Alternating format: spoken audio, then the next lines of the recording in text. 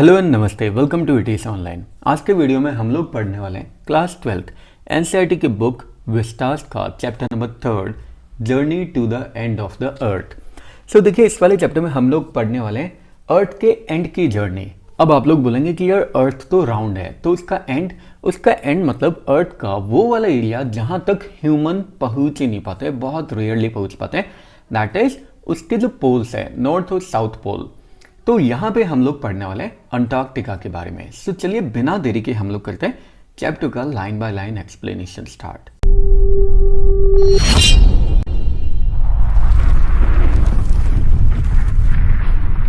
सो हम लोग स्टार्ट करते हैं बिफोर यू रीड से। अगर आप लोग प्लेनेट के पास्ट, प्रेजेंट और फ्यूचर के बारे में जानना चाहते हैं तो अंटार्कटिका वो जगह है जहाँ पे आपको जाना चाहिए। बॉन वॉयज बोलते हैं। तो मतलब यहाँ पे हम लोग अंटार्कटिका की जर्नी को पढ़ने वाले हैं।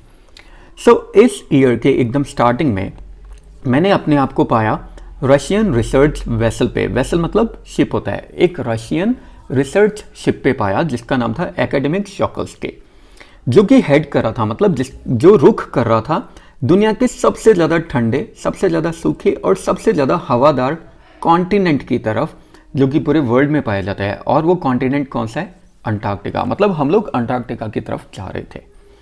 मेरी जो जर्नी है उसकी स्टार्टिंग हुई थी इक्वेटर के 13.9 डिग्रीज नॉर्थ से, जो कि मद्रास में है।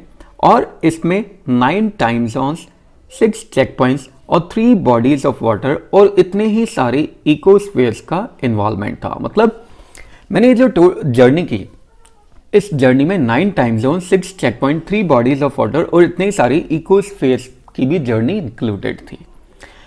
जब मैंने अंटार्कटिका कॉन्टिनेंट पे अपना पांव रखा तो अभी तक मैं 100 आवर्स की ट्रैवलिंग कर चुकी थी, कार, एरोप्लेन और शिप के कॉम्बिनेशन में। यानी पहले कार से एयरपोर्ट तक आई, फिर उसके बाद में एरोप्लेन से शिप तक आई।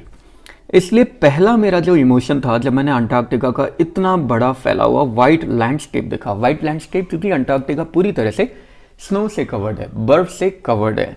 एक्सपेंसिव मतलब होता है बहुत बड़ा फैला हुआ। तो जब मैंने अंटार्कटिका की लैंड को देखा, एकदम वाइट लैंड को देखा, तो मेरा जो पहला जो इमोशन था, तो जब मैंने अंटार्कटिका की वाइट लैंडस्केप को देखा और उसके अनइंटरप्टेड ब्लू होराइजन को देखा। होराइजन मतलब होता है क्षितिज, मतलब ऐसा लगता है ना जहाँ पे धरती और आसमान मिल रहे हैं, उसे हम लोग होराइजन बोलते हैं। तो मतलब जब मैंने स्काई को देखा, आसमान को देखा, अनइंटरप्टेड यहाँ पे क्यों बोला गया है, जिसमें बिल्कुल भी पोल्यूशन नहीं था, क्योंकि वहां पे व्हीकल्स भी नहीं है। तो मेरा पहला इमोशन था रिलीफ का, राहत भरा। और इसी राहत के साथ में मैं बहुत ही ज़्यादा वंडर में भी थी, मतलब बहुत ही ज़्यादा सरप्राइज भी थी। प्रोफाउंड मतलब होता है इंटेंस, एक्सट्रीम सरप्राइज भी मुझे था। सरप्राइज था उसकी इमेंसिटी पे। इमेंसिटी मतलब होता है विशालता पे, गहराई पे। सरप्राइज था अंटार्कटिका के आइसोलेशन पे, मतलब वो कितना ज़्यादा आइसोलेटेड है। आइसोलेट मतलब होता है अलग थलग होना। लेकिन सबसे ज़्यादा सरप्राइज मुझे मेन इस बात पे हो रहा था कि कैसे एक समय ऐसा भी था जब इंडिया और अंटार्कटिका सेम लैंड मास का हिस्सा हुआ करते थे।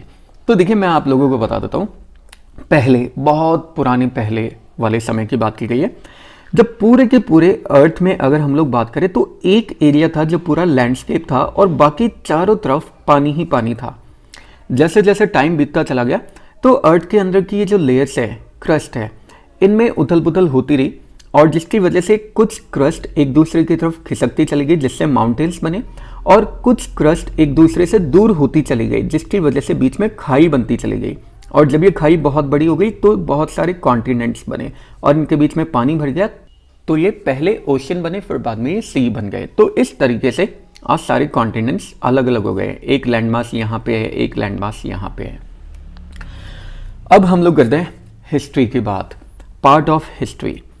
650 मिलियन ईयर्स पहले, यानी आज से 650 मिलियन साल पहले, एक बहुत बड़ा अमलगमेटेड सदर्न सुपर कॉन्टिनेंट जिसका नाम था गोंडवाना, वो एग्जिस्ट करता था। अमलगमेटेड मतलब होता है एक साथ, मतलब आज से 650 साल पहले एक बहुत बड़ा सदर्न सुपर कॉन्टिनेंट एग्जिस्ट करता था, और वो भी एक ही साथ, गोंडवाना मतलब पूरा एक ही लैंडमास एग्जिस्ट करता था। आज की तरह कॉन्टिनेंट में डिवाइडेड नहीं था। और ये कॉन्टिनेंट कहाँ पे था? जहां पे आज के दिन में मतलब प्रेजेंट डे में अंटार्कटिका है, उसी जगह पे ये कॉन्टिनेंट था। चीजें उस समय एकदम अलग हुआ करती थी। ह्यूमंस तो ग्लोबल सीन पे आए भी नहीं थे, मतलब पूरे ग्लोब पे ह्यूमंस अभी तक आए भी नहीं थे। उस समय क्लाइमेट आज से काफ़ी ज़्यादा वार्मर था, यानी आज से काफ़ी ज़्यादा गर्म था, जिसमें एक अलग ही वैरायटी की फ्लोरा और फोना को होस्ट करता था, यानी अलग ही वैरायटी की फ्लोरा और फोना जिसमें पैदा होती थी, पालन पोषण होता था। फ्लोरा मतलब होता है वनस्पति यानी पेड़ पौधे, और फोना का मतलब होता है एनिमल्स। 500 मिलियन ईयर्स तक गोंडवाना थ्राइव करता है। थ्राइव मतलब पालन पोषण, मतलब गोंडवाना 500 मिलियन ईयर्स तक इसी पोजीशन में रहता है। लेकिन करीब उस टाइम पे जब डायनासोर्स पूरी तरह से वाइप आउट हो गए थे, मतलब जब डायनासोर्स का खात्मा हो गया था और मैमल्स जब अंडर वे थे, यानी जब मैमल्स यहाँ पे डेवलप कर रहे थे, उस टाइम पे ये जो लैंडमास है ये अलग अलग कंट्रीज में सेपरेट हो गया और इसने ग्लोब को वो शेप दे दिया जैसा हम इसे आज जानते हैं। मतलब ग्लोब उस समय बिल्कुल उसी शेप का हो गया जैसा आज ये अलग अलग कॉन्टिनेंट्स में डिवाइडेड है। अब अंटार्कटिका की विजिट करना, विजिट मतलब यात्रा, जिससे हम लोग ये ग्रैस्प कर सके, मतलब जिससे हम लोग ये आइडिया लगा सके कि हम लोग कहाँ से आए हैं और हम लोग शायद कहाँ पे जाएंगे, मतलब किस तरफ हम लोग जाएंगे, मतलब हमारा पास्ट क्या था और प्रेजेंट को देखते हुए हमारा फ्यूचर क्या होगा। इसका मतलब है कि हम लोग कॉर्डिलेरन फोल्ड्स और प्री कैम्ब्रियन ग्रेनाइट शीट्स के सिग्निफिकेंस को समझ सकते हैं। सिग्निफिकेंस यानी इंपॉर्टेंस को समझ सकते हैं। ओजोन और कार्बन लेयर को हम लोग समझ सकते हैं, उसके इवोल्यूशन और एक्सटिंक्शन को समझ सकते हैं। इवोल्यूशन मतलब उसका डेवलपमेंट, विकास, और एक्सटिंक्शन मतलब किस तरीके से वो लुप्त हो रही है। जैसे ओजोन लेयर में छेद होता जा रहा है ना, धीरे धीरे वो बड़ा होता जा रहा है, तो किस तरीके से ओजोन लेयर एक्सटिंक्ट हो रही है और किस तरीके से कार्बन लेयर्स का इवोल्यूशन हो रहा है, इन सारी चीज़ों को हम लोग समझ सकते हैं। जब आप ये सोचते हो कि इतना सब कुछ सिर्फ कुछ मिलियन ईयर्स में हो गया, तो ये पूरी तरह से दिमाग चकरा देने वाला है। माइंड बॉगलिंग मतलब होता है दिमाग बौखला देने वाला। इमेजिन करो, इंडिया नॉर्थ की तरफ खिसकता जा रहा है, नॉर्थ की तरफ इंडिया को धक्का लगता जा रहा है और वो एशिया के पास में आके जैम हो जाता है, यानी वहाँ पे जाके इकट्ठा हो जाता है। बकल मतलब होता है तोड़ना या मुड़ना, और उसकी जो ऊपरी लेयर्स है वो एक दूसरे के ऊपर चढ़ती जाती है, मुड़ती जाती है, और उसी से हिमालयास बन रहा है। इमेजिन करो कितनी अजीब बात है। सेम वेज साउथ अमेरिका जो कि नॉर्थ अमेरिका को ज्वाइन करने के लिए खिसकता जा रहा है, साउथ अमेरिका जो कि खिसकता जा रहा है, दूर होता जा रहा है, नॉर्थ अमेरिका को ज्वाइन करता जा रहा है, और इससे क्या हो रहा है, इसके बीच में एक ड्रेक पैसेज ओपन हो रहा है, और जिससे कि एक ठंडा सर्किमपोलर करंट क्रिएट हो रहा है, जिससे अंटार्कटिका एकदम जमा हुआ, डिजोलेट मतलब होता है अलग, और दुनिया के एकदम बॉटम में रह गया। मतलब ये पूरा अर्थ है। तो यहाँ पे ये जो नॉर्थ अमेरिका है, मान लेते हैं कि ये अंटार्कटिका है, तो ये जो नॉर्थ अमेरिका है ये इधर से खिसकता जा रहा है, धीरे धीरे इधर शिफ्ट होता जा रहा है। तो यहाँ पे ये ड्रेक पैसेज ओपन हो रहा है, जिससे यहाँ पे कोल्ड सर्किमपोलर करंट क्रिएट हो रहा है। इसकी वजह से अंटार्कटिका और ज़्यादा फ्रिजिड हो रहा है, और दूसरा वर्ल्ड के एकदम बॉटम है। बॉटम मतलब एकदम नीचे की तरफ है, और सबसे अलग, मतलब यहाँ तक पहुँच पाना ही लगभग इम्पॉसिबल है। इम्पॉसिबल तो नहीं है, लेकिन बहुत ही ज़्यादा मुश्किल है। अब एक साउथ इंडियन के लिए, मेरे जैसे साउथ इंडियन के लिए जो कि सन की वर्शिप करता है, सन की वर्शिप करता है, मतलब देखिए इसे हम लोग दो तरीके से समझ सकते हैं। एक तो हम जो इंडियंस होते हैं वो हम लोग सन की वर्शिप भी करते हैं, सूरज देवता की हम लोग पूजा भी करते हैं, जल वगैरह चढ़ाते हैं। दूसरा, इंडिया में गर्मी थोड़ी ज़्यादा पड़ती है बाकी किसी भी पर्टिकुलर एरिया के, तो एक मेरे जैसे साउथ इंडियन के लिए जो कि सन को वर्शिप करता है, 2 हफ्ते एक ऐसी जगह पे बिताना जहाँ पे पूरे अर्थ की टोटल आइस का 90% वॉल्यूम है। मतलब इमेजिन करिए पूरे अर्थ में जितनी भी आइस है 90% सिर्फ अंटार्कटिका में है। ये एक बहुत ही चिलिंग प्रॉस्पेक्ट है। प्रॉस्पेक्ट मतलब संभावना, कितनी ठंडी संभावना है। ऐसा नहीं है कि ये जो संभावना है ये सिर्फ सर्कुलेटरी और मेटाबॉलिक फंक्शन के लिए है, लेकिन मेरी इमेजिनेशन के लिए भी है। सर्कुलेटरी मतलब होता है ब्लड सर्कुलेशन के लिए, मतलब ऐसा नहीं है कि ये इतना ज़्यादा ठंडा एरिया है जहाँ पे आते ही हम लोगों का बीपी हाई या फिर लो हो जाएगा, बल्कि हमारा जो मेटाबॉलिक फंक्शन है, मेटाबॉलिक फंक्शन मतलब जो डाइजेशन प्रोसेस है वो भी थोड़ा चेंज हो जाएगा। मतलब होता है ना कि हम लोग किसी एक पर्टिकुलर एरिया से किसी एक पर्टिकुलर एरिया में जाते हैं, जैसे हम लोग राजस्थान में रहते हैं और राजस्थान में बहुत गर्मी पड़ती है। अब अगर यहाँ से अगर हम लोग कश्मीर में जाते हैं तो वहाँ पे जाते ही बहुत सारे लोगों को सर्दी जुकाम भी हो जाता है, प्लस उन्हें इनडाइजेशन की प्रॉब्लम भी होने लग जाती है, और जो भी कुछ खाते पीते हैं वो उनको वहाँ पे लगता भी नहीं है, इस तरह की प्रॉब्लम होती है। तो ऐसा कुछ नहीं है कि हम लोग जो साउथ इंडियन है वो जब एंटार्क्टिका गए हैं तो ऑब्वियसली सर्कुलेटरी और मेटाबॉलिक फंक्शन के लिए तो चिलिंग प्रॉस्पेक्ट है ही, लेकिन मेरी इमेजिनेशन के लिए भी, क्योंकि मैंने कभी इमेजिन नहीं किया था कि कभी मुझे ऐसा चांस मिलेगा कि मैं एक ऐसे जगह पे जाऊंगी जहां पे पूरी अर्थ की 90% बर्फ मुझे देखनी पड़ेगी। और हमें ऐसा लग रहा था जैसे हम एक बहुत बड़ी जाइंट, मतलब होता है बहुत बड़ी, पिंग पोंग बॉल पे चल रहे थे। पिंग पोंग बॉल का मतलब होता है वो बॉल जो टेनिस की होती है, जो अंदर से पूरी तरह से खोखली होती है। तो ऐसा लग रहा था जैसे हम लोग एकदम हॉलो सरफेस पे चल रहे थे। डिवॉइड मतलब होता है रहित। वो हॉलो सरफेस, वो पिंग पोंग बॉल जो ह्यूमन मार्कर से पूरी तरह से रहित थी, मतलब जहां पे इंसानी नामो निशान दिखाई नहीं दे रहा था। कोई पेड़ पौधे नहीं थे, कोई बिलबोर्ड्स नहीं थे, कोई बिल्डिंग्स नहीं थी।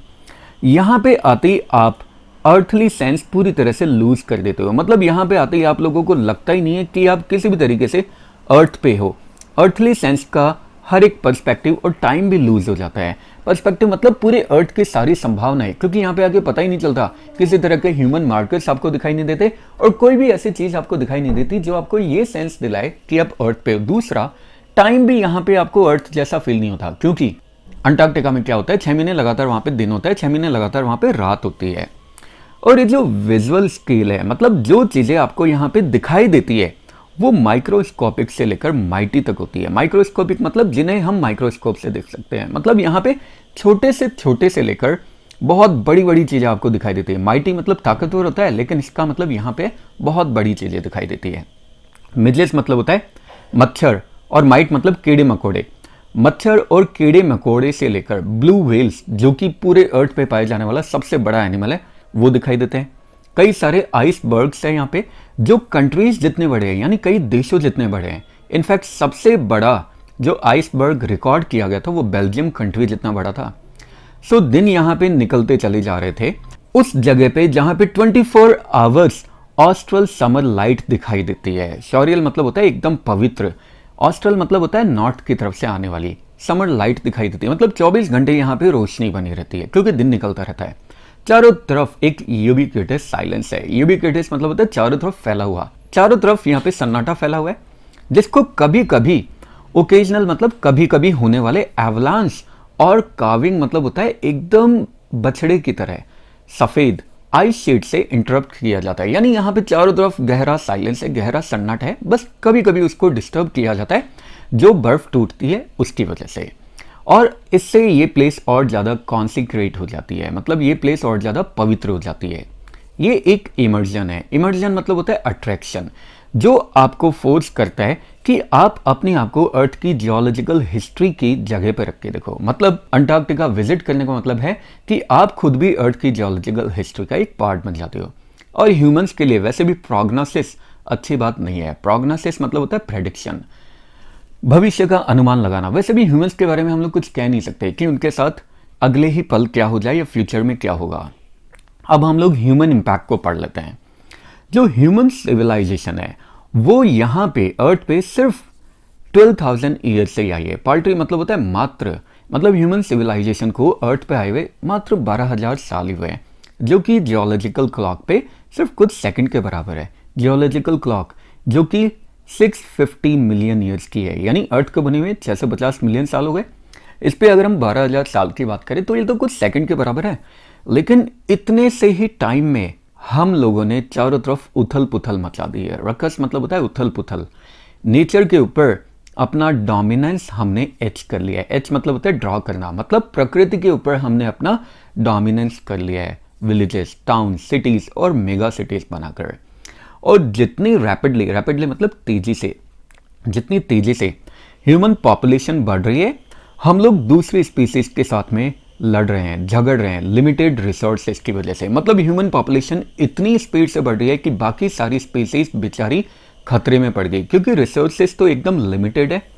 और दूसरी तरफ जो फॉसिल फ्यूल्स की बर्निंग है जो कि अनमिटिगेटेड है। अनमिटिगेटेड मतलब होता है जिससे कम ना किया जा सके। मतलब हम लोग जितनी तेजी से फॉसिल फ्यूल्स को बर्न कर रहे हैं उससे पूरे वर्ल्ड के ऊपर कार्बन डाइऑक्साइड की एक ब्लैंकेट चढ़ गई है। पूरे वर्ल्ड के ऊपर कार्बन डाइऑक्साइड की एक चादर चढ़ गई है, जो कि धीरे धीरे लेकिन निश्चित रूप से एवरेज ग्लोबल टेम्परेचर को बढ़ाती जा रही है। मतलब उस कार्बन डाइऑक्साइड की ब्लैंकेट की वजह से धीरे धीरे ग्लोबल टेम्परेचर बढ़ रहा है। क्लाइमेट चेंज सबसे ज़्यादा हॉटली कंटेस्टेड एनवायरमेंटल डिबेट है हमारे टाइम का। मतलब हमारे टाइम में जब भी एनवायरमेंट के ऊपर डिबेट की जाती तो क्लाइमेट चेंज का नंबर पहले नंबर पे आता है। क्लाइमेट चेंज हमेशा पहले नंबर पे आता है। क्या वेस्ट की अंटार्कटिक आइस पूरी तरह से पिघल जाएगी? क्या गल्फ स्ट्रीम ओशन करंट को पूरी तरह से डिस्टर्ब कर दिया जाएगा, मतलब डिस्टर्ब कर दिया जाएगा? क्या वर्ल्ड का एंड उसी तरीके से होगा जैसा हम लोग जानते हैं? कैसा जानते हैं कि पूरा जो पृथ्वी है, पूरी जो पृथ्वी है वो जलमग्न हो जाएगी, यानी पूरी की पूरी बर्फ पिघल जाएगी और पूरी पृथ्वी वापस से पानी में डूब जाएगी। हो भी सकता है और नहीं भी हो सकता। चाहे कुछ भी हो, अंटार्कटिका इस डिबेट में हमेशा क्रूशियल एलिमेंट रहता है। क्रूशियल मतलब इंपॉर्टेंट, सबसे ज़्यादा इंपॉर्टेंट एलिमेंट हमेशा अंटार्कटिका रहता है इस डिबेट में। इसलिए नहीं क्योंकि अंटार्कटिका पूरे वर्ल्ड में सिर्फ वो प्लेस है जिस पे कभी भी ह्यूमन पॉपुलेशन सस्टेन नहीं कर पाई। सस्टेन मतलब डेवलप कर पाई। इसलिए नहीं क्योंकि अंटार्कटिका पूरे वर्ल्ड में वो प्लेस है जिस पे ह्यूमन पॉपुलेशन कभी डेवलप नहीं कर पाई, और इसलिए ये इस रिस्पेक्ट में पूरी तरह से प्रिस्टीन है। प्रिस्टीन मतलब होता है अनटच्ड। इसलिए नहीं है कि अंटार्कटिका वो प्लेस है जहां भी ह्यूमन पॉपुलेशन कभी आई नहीं है, बल्कि सबसे ज़्यादा इंपॉर्टेंट इसलिए है क्योंकि इसकी आइस कोर में 500,000 से भी ज़्यादा पुरानी कार्बन रिकॉर्ड्स ट्रैप्ड है। इसकी ice of layers of ice में, इसकी लेयर्स ऑफ आइस में यानी इसकी बर्फ की परत में 500,000 से भी ज़्यादा पुरानी कार्बन रिकॉर्ड है। सो अगर हम लोग अर्थ के प्रेजेंट, पास्ट या फ्यूचर की स्टडी और एग्जामिन करना चाहते हैं तो अंटार्कटिका सबसे अच्छी जगह है जहाँ पे हमें जाना चाहिए। क्योंकि जब भी हम लोग प्रेजेंट, पास्ट या फ्यूचर की स्टडी करते हैं तो हम लोग कार्बन रिकॉर्ड्स की स्टडी करते हैं, और यहाँ पे जहाँ हम लोग रहते हैं वहाँ के जो कार्बन रिकॉर्ड्स हैं उनके साथ बहुत सारी छेड़छाड़ की जा चुकी है। अंटार्कटिका के जो कार्बन रिकॉर्ड्स है वो पूरी तरह से अनटच्ड है और काफ़ी ज़्यादा पुराने भी है। स्टूडेंट्स ऑन आइस, ये वो प्रोग्राम था जिस प्रोग्राम पे मैं काम कर रही थी शॉकेस्की पे। शॉकेस्की ये शिप का नाम है, और इसका एम बिल्कुल वही था जिसमें हाई स्कूल के स्टूडेंट्स को हम लोग लेकर जाते थे वर्ल्ड के एंड में, और उनको एक इंस्पायरिंग एजुकेशनल अपॉर्चुनिटी प्रोवाइड करवाते थे जो उन लोगों की हेल्प करती थी हमारे प्लैनेट के लिए एक नई रिस्पेक्ट और अंडरस्टैंडिंग डेवलप करने में। फॉस्टर मतलब होता है डेवलप करने में। ये ऑपरेशन चलते हुए भी 6 साल हो चुके थे, और इसको हेड कर रहे थे एक कैनेडियन जिसका नाम जॉफ ग्रीन था। मतलब इसके हेड कौन थे? एक कैनेडियन जॉफ ग्रीन थे, जो कि पहले सेलिब्रिटीज को अपनी शिप पर लेकर जाते थे। कार्टिंग मतलब इधर उधर लेकर जाना, और अब वो बहुत ज़्यादा थक चुके थे और इसलिए वो रिटायर्ड हो चुके थे। वो पहले लेकर जाते थे रिच और क्यूरियोसिटी सीकर्स को। क्यूरियोसिटी मतलब जिन लोगों में बहुत ज़्यादा जिज्ञासा होती है, लेकिन बदले में वो उन्हें बहुत कम देते थे। मतलब वो पहले लेकर जाते थे अमीर लोगों को और उन लोगों को जिनमें सीखने की इच्छा होती थी, लेकिन बदले में वो सिर्फ पैसा देते थे और उन्हें नॉलेज भी चाहिए थी। तो हमारे जो प्रोग्राम का नाम था स्टूडेंट्स ऑन आइस, इसके थ्रू वो ऑफर कर रहे थे पॉलिसी मेकर की जो फ्यूचर जनरेशन थी उनको एक लाइफ चेंजिंग एक्सपीरियंस प्रोवाइड करवाने का, उस एज में जिस एज में वो एकदम रेडी है एब्जॉर्ब, लर्न और सबसे इंपॉर्टेंट एक्ट करने के लिए। एब्जॉर्ब मतलब किसी चीज़ को एब्जॉर्ब करना यानी आत्मसात करना, सीखना, और सबसे इंपॉर्टेंट एक्ट करने के लिए रेडी थे। वो रीज़न जिसकी वजह से ये प्रोग्राम इतना ज़्यादा सक्सेसफुल था, वो रीज़न ये था क्योंकि ये इम्पॉसिबल है कि आप साउथ पोल पे कहीं भी जाओ और वहाँ से आप अफेक्टेड ना हो। मतलब अगर आप साउथ पोल पे कहीं भी जा रहे हो तो वहाँ से प्रभावित होना आपका एकदम ऑब्वियस है। ये बहुत आसान है कि अपने लैटिट्यूड या लॉन्गिट्यूड के कंफर्ट जोन में बैठकर आइस कैप्स के मेल्ट होने के बाद में हम लोग चिंता कर सके। ब्लेज अबाउट मतलब होता है चिंता करना, मतलब अपने घर पे बैठकर आइस कैप्स पिघल रही हैं उसके बारे में चिंता जाहिर करना बहुत आसान बात है। लेकिन जब आप इसको विजिबली देखते हो, लेकिन जब आप इसको अपनी आंखों से देखते हो, ग्लेशियर्स को पीछे हटते हुए, रिट्रीटिंग मतलब होता है पीछे हटना, जब आप अपनी आंखों से ग्लेशियर्स को पीछे हटते हुए देखते हो, बड़े बड़े आइस शेल्स को टूटते हुए देखते हो, बिखरते हुए देखते हो, तो आपको रियलाइज़ होता है कि ग्लोबल वार्मिंग का जो थ्रेट है वो कितना सच्चा है। मतलब जो ग्लोबल वार्मिंग की जो थ्रेट है, जो धमकी है, वो कितनी ज़्यादा सच्ची है। अंटार्कटिका क्योंकि इसका इकोसिस्टम इतना ज़्यादा सिंपल है और यहाँ पे बायोडाइवर्सिटी की कमी है। बायोडाइवर्सिटी होती है जैव विविधता, यानी यहाँ पे बायोलॉजी की कमी है। मतलब यहाँ पे एनिमल्स, मतलब यहाँ पे फ्लोरा फोना कम पाए जाते हैं। इस वजह से ये एक परफेक्ट प्लेस है ये स्टडी करने के लिए कि किस तरीके से एनवायरनमेंट में अगर थोड़े से भी चेंज होते हैं तो उसकी वजह से बहुत बड़े रेपरक्यूशंस हो सकते हैं। रेपरक्यूशंस मतलब होता है दुष्परिणाम। जैसे माइक्रोस्कोपिक फाइटोप्लैंक्टन को ले लो। माइक्रोस्कोपिक मतलब सबसे छोटे, जो माइक्रोस्कोप से दिखाई देते हैं, उस फाइटोप्लैंक्टन को ले लो। फाइटोप्लैंक्टन क्या होता है? ये घास होती है, समुद्री घास होती है। ये जो समुद्र की जो घास है, ये पूरे सदर्न ओशन फूड चेन को नरिश करती है और सस्टेन करती है। मतलब इसी घास के ऊपर, इस फाइटोप्लैंक्टन के ऊपर सदर्न ओशन की पूरी फूड चेन डेवलप करती है, डिपेंड करती है। ये सिंगल सेल प्लांट्स होते हैं और सन की एनर्जी को ये यूज करते हैं एसिमुलेट करने के लिए कार्बन को। एसिमुलेट मतलब एब्जॉर्ब। सन की एनर्जी को ये यूज करते हैं कार्बन को एब्जॉर्ब करने के लिए और ऑर्गेनिक कंपाउंड को सिंथेसाइज करने के लिए, उस सबसे शानदार और इम्पॉर्टेंट प्रोसेस में जिसे हम लोग फोटोसिंथेसिस के नाम से जानते हैं। साइंटिस्ट हमें वार्न करते हैं कि अगर ओजोन लेयर में जरा सा भी डिप्लीशन हुआ, यानी अगर ओजोन लेयर में जरा सी भी कमी हुई, तो फाइटोप्लैंक्टन की एक्टिविटीज प्रभावित होगी। फाइटोप्लैंक्टन की अगर एक्टिविटीज प्रभावित होती है तो उसके बदले में सारी मैरीन एनिमल्स की लाइफ भी प्रभावित होगी। मैरीन मतलब होता है समुद्र में रहने वाले, समुद्र में रहने वाले एनिमल्स, बर्ड्स, और इस रीजन, इस प्रांत के सभी जीवों की लाइफ भी प्रभावित होगी और पूरी ग्लोबल कार्बन साइकिल भी प्रभावित होगी। यानी पूरे ग्लोब की, पूरे विश्व की कार्बन साइकिल भी इफेक्ट होगी। जैसे फाइटोप्लैंक्टन के बारे में एक पैराबल भी है। पैराबल मतलब होता है पुरानी कथा, पुरानी कहानी। फाइटोप्लैंक्टन के बारे में एक पुरानी कहानी भी है कि फाइटोप्लैंक्टन जो होती है ये एग्जिस्टेंस का मेटाफर है। मतलब एग्जिस्टेंस मतलब अस्तित्व का दूसरा नाम है। तो इसलिए कहा जाता है छोटी चीज़ों की देखभाल करो, मतलब छोटी चीज़ों का ध्यान रखो और जो बड़ी चीज़ें वो अपने आप सही होती जाएगी। कि कहने का मतलब है अगर आप छोटी चीज़ों का ध्यान रखोगे तो बड़ी चीज़ें भी अपने आप धीरे धीरे सही होती जाएगी। अब हम लोग पढ़ते हैं वॉक ऑन द ओशन, मतलब ओशन पे चलना। मेरा अंटार्कटिका का जो एक्सपीरियंस है वो पूरी तरह से एपिफेनीज से भरा हुआ है। एपिफेनीज मतलब होता है एक्सट्रीम इमोशन से भरा हुआ है और सबसे ज़्यादा उसमें से तब आया, मतलब एक्सट्रीम इमोशन उसमें से तब आया जब हम लोग अंटार्कटिक सर्कल के 65.55 डिग्री साउथ की तरफ थे।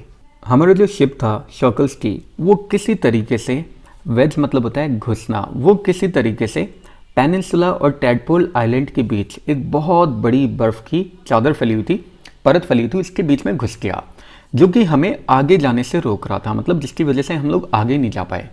तो हमारे कैप्टन ने डिसाइड किया कि हम लोग वापस पीछे घूमेंगे और नॉर्थ की तरफ जाएंगे। लेकिन इससे पहले कि हम लोग ऐसा कर पाते, हम सब लोगों को इंस्ट्रक्शन दिया गया कि हम सब लोग एक फंटे पे नीचे उतर जाए। गैंग प्लैंक मतलब होता है फंटा। हम सब लोग एक फट्टे पे नीचे उतर जाए और ओशन पे चलने लग जाए। अब ओशन पे चलने का मतलब क्या है? ओशन के ऊपर जमीन जो बर्फ थी उसके ऊपर चलने लग जाए। तो हम सारे के सारे 52 लोग अपनी सारी किट को बाहर लेकर, मतलब जो भी सामान हमारे पास था उन सारी किट्स को बाहर लेकर गोल्ड टेक्स के ऊपर और चमकते हुए उस लैंडस्केप के ऊपर चलने लग गए। हम लोग चल रहे थे एकदम स्टार्क मतलब होता है शुद्ध, पवित्र, एकदम शुद्ध और पवित्र वाइटनेस के ऊपर, जो कि ऐसा लग रहा था कि हर जगह तक फैली हुई है। मतलब जहां तक हमारी नजरें जा रही थी वहां तक वो लैंडस्केप फैला हुआ था और हमारे पाँव के नीचे 1 मीटर मोटी आइस पैक थी और उस आइस पैक के नीचे, यानी हमारे पाँव के नीचे बर्फ की चादर थी और उस चादर के नीचे 180 मीटर का जिंदा और सांस लेता हुआ समुद्री पानी था, यानी नमकीन पानी था। उसकी पेरिफेरी में, यानी उसकी बाउंड्री में क्रैब ईटर सील्स स्ट्रेच कर रही थी, यानी फैली हुई थी। क्रैब ईटर सील्स मतलब जो क्रैब्स को खाती है। क्रैब क्या होता है? क्रैब केकड़ों को बोला जाता है। तो उसकी पेरिफेरी में क्रैब ईटर सील्स फैली हुई थी और धूप सेक रही थी। सनिंग मतलब होता है धूप सेकना। धूप सेक रही थी बर्फ के टुकड़े के ऊपर, बिल्कुल वैसे जैसे किसी बरगद के पेड़ के नीचे कुत्ते बैठे रहते हैं। यह किसी रिवलेशन से कम नहीं था। रिवलेशन मतलब होता है मिस्ट्री, रहस्य। यह किसी रहस्य से कम नहीं था। हर एक चीज कैसे एक दूसरे से वास्तव में कनेक्ट रहती है। 9 टाइम जोन, 6 चेक पॉइंट और 3 बॉडीज ऑफ वाटर और इतने ही सारे इकोस्फीयर्स के बाद में मैं अभी तक भी सोच रही थी उस ब्यूटी ऑफ बैलेंस के बारे में जो हमारे प्लैनेट के ऊपर है। यानी हमारे प्लैनेट के ऊपर ब्यूटी का जो बैलेंस है, खूबसूरती का जो बैलेंस है, उसके बारे में मैं सोच रही थी। कैसा होगा अगर अंटार्कटिका वापस में उतनी ही गर्म जगह बन जाए जैसे ये कभी हुआ करती थी? क्या हम सब लोग ये देखने के लिए आसपास होंगे? और क्या हम लोग भी उसी तरीके से चले जाएंगे जैसे डायनासोर्स, मैमथ्स और वुली राइनोस गए थे? मतलब पूरी दुनिया से हम लोगों का भी नामो निशान गायब हो जाएगा। कौन कह सकता है। लेकिन 2 हफ्ते एक बंच ऑफ टीनेजर्स के, बंच मतलब ग्रुप, लेकिन 2 हफ्ते टीनेजर्स के ग्रुप के साथ में बिताने के बाद में वो टीनेजर्स जिनके अंदर एक आइडियलिज्म था, हमारे वर्ल्ड को बचाने का एक आदर्शवाद था, आइडियलिज्म मतलब आदर्शवाद था, मैं सिर्फ इतना कह सकती हूँ कि कुछ मिलियन ईयर्स में बहुत कुछ हो सकता है, लेकिन एक दिन से खैर क्या फ़र्क पड़ता है। अभी जो लास्ट वाला स्टेटमेंट है, एक दिन से क्या फ़र्क पड़ता है, ये ऑथर ने एक ह्यूमर क्रिएट करते हुए बोला है कि मतलब ऐसा नहीं है एक दिन से सच में फ़र्क नहीं पड़ता है, एक दिन से बहुत फ़र्क पड़ता है। इसलिए हम लोगों को एक एक कदम अपना फूक फूक के रखना चाहिए। और इसी के साथ ही चैप्टर यहीं पे एंड हो जाता है। आई होप आप लोगों को चैप्टर का लाइन बाय लाइन एक्सप्लेनेशन समझ में आ गया होगा। साथ ही साथ चैप्टर की PDF जिसमें summary, question and answer, hard words, previous year question, ये सब कुछ आप लोगों को हमारे टेलीग्राम चैनल ETC ऑनलाइन से मिल जाएंगे। इसी तरह के मजेदार वीडियो के लिए बने रहिए ETC ऑनलाइन के साथ। नेक्स्ट वीडियो तक के लिए have a good day, take care, bye bye, जय हिंद, जय भारत, राधे राधे।